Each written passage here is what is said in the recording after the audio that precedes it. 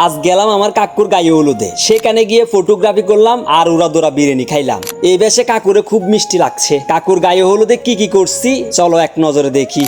একদা একদিন আমার কাকুর বিয়ে ঠিক হয়েছিল, আজ আমার কাকুর গায়ে হলুদ। বাড়ি থেকে রওনা দিলাম কাকুর গায়ে হলুদে অনুষ্ঠানে যাওয়ার জন্য। আমার সঙ্গে আমার ভাই কালীপদ আছে, কিন্তু বড় কথা কাকুর বাড়িটা এমন এক সিপার ভিতর, বলে বোঝাতে পারবো না।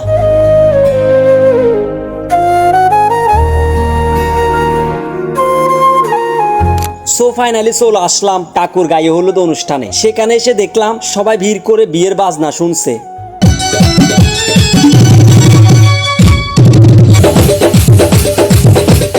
আমার ভাই কালীপদ বিয়ের বাজনা শুনে খুবই খুশি, কারণ তারও নাকি বিয়ে করার ইচ্ছে জেগেছে। কথাই আছে কারো বিয়ের বাজনা শুনলে নাকি নিজের বিয়ের স্বপ্ন দেখে, কথা ঠিক কিনা? যাই হোক ওই প্রসঙ্গ বাদ দেন, খাওয়ার কথা চিন্তা করেন। আমরা কোনো অনুষ্ঠানে গেলে কোথায় খাবার টাবার পরিবেশন করেছে সেটা আগে দেখি, যদি আবার খাবার টাবার কম পড়ে তাই আগে খাওয়ার চেষ্টা করি। কিন্তু দেখলাম এখনো বিরিয়ানি বানাচ্ছে, রাত 9টা বাজে গেছে এখনো দেখি বিরিয়ানি বানাচ্ছে। যাই হোক বাবুরে ভাসা গেল। এই ফাঁকে কাকুর গায়ে হলুদের স্টেজটা একটু পরিদর্শন করলাম।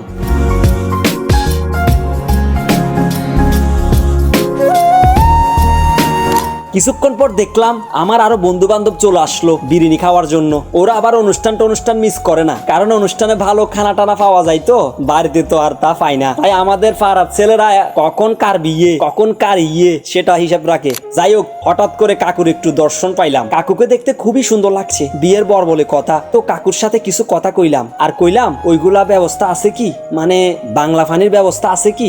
কাকু আর কি কইবো, যখন আমি একটু একা একা ছবি তুলতে যাই তখন আমার বন্ধুরা এসে আমারে ডিস্টার্ব করে। তো কি আর করার, সবাই মিলে স্টেজে বসে একটু ভিডিওগ্রাফি আর ফটোগ্রাফি করলাম আর কি।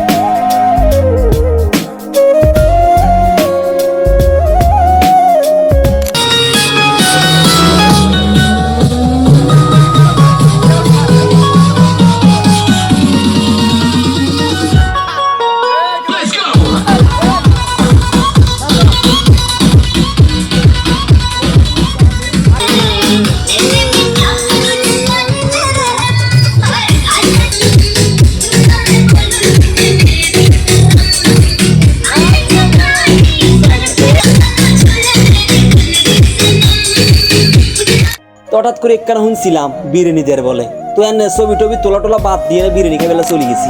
এনে বিরিয়ানি খাইয়ে এনে বাড়িতে চলে আসি। টাটা।